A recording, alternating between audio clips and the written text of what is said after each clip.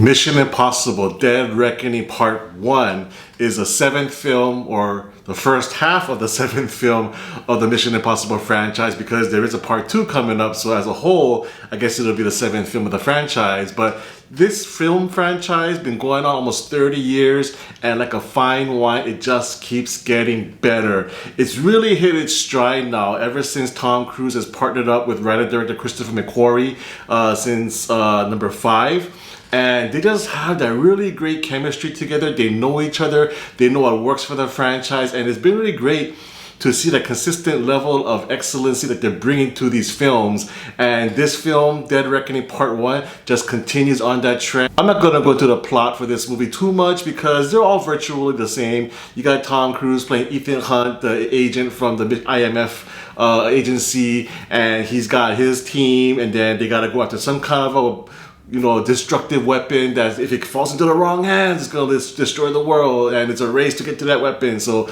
again, same old plot, but they do it well and they do it right.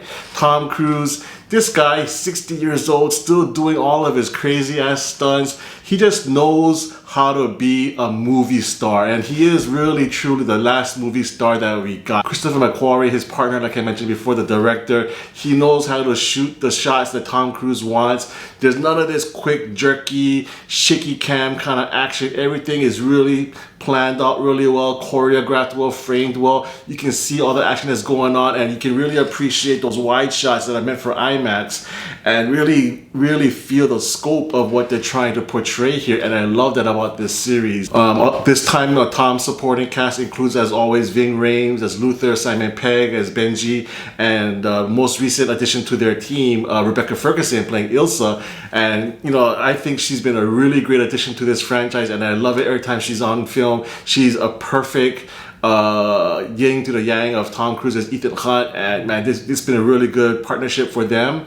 And of course, with each new Mission Impossible film, you get some new characters as well. And this time around, they introduced Haley Atwell, who plays a thief who is somehow getting tangled into this whole web of intrigue and espionage regarding this MacGuffin type object that they're all after. She portrays her character in a really fun way, and she's strong and yet vulnerable. So I thought she really did a good job. On the villain side, Esai Morales, I like him as an actor, I really do, but I thought maybe he was a little miscast in this one. He plays Gabriel, who's this shady character who has a past with Tom Cruise's Ethan Hunt, but honestly, they don't really go into that. They show a few flashbacks of what happened, and they kind of explain why they hate each other, but not really. So in that sense, his character was kind of like hanging out there. You don't really know what that connection is. Maybe they'll address that in part 2. I hope so, just so that there's some closure on that character. But his performance in this movie, I see what he was going for. He was trying to be that cool, calm yet menacing kind of guy, not getting too excited about anything, and just trying to exude his strength and power through his peace of mind and through his just being very cool as a clam. But I don't know, it felt really a little bland to me. So I'm hoping that they can really juice up his character a little bit in part 2, because I like Esai Morales again. But I'm out whenever I think of Esai Morales, I think of this clip. I want to see that emotion again from him. But my favorite character in this movie, and a new addition to the franchise as well, is Pom Klementieff playing Paris, the assassin.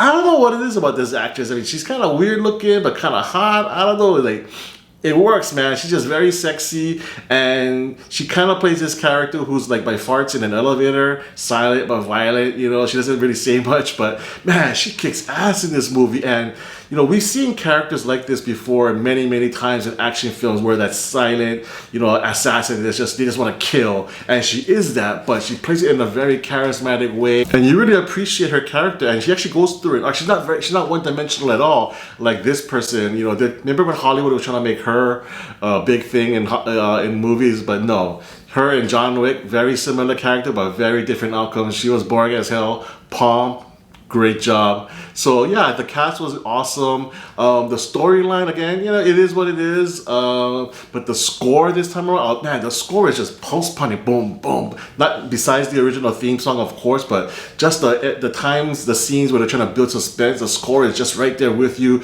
pushing you along with the tension that's building up in the scenes. The action is great, of course. It's 2 hours and 45 minutes. Yeah, it's long, but it didn't feel long. The pace of the film is very even and very consistent. There's no slow points, there's no lulls, and the story just takes you from one place to another, but it works. The action, once again, is well shot, is well choreographed, well lit. The cinematography in this film also, man, bang up job. The film looks great.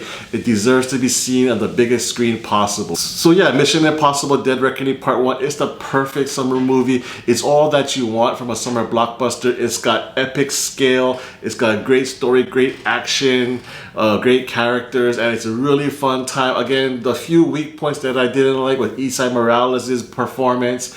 Also, the story could be a little bit tighter. There's a few open ends and some things that just didn't tie in perfectly. But again, maybe they're gonna close those loops on Part 2. So for me, Mission Impossible Dead Reckoning Part 1 gets a 9 out of 10. Thanks so much for watching my review. If you like it, please give me a thumbs up. And if you haven't done so already, please subscribe to my channel, MC on Film, for more reviews in the future.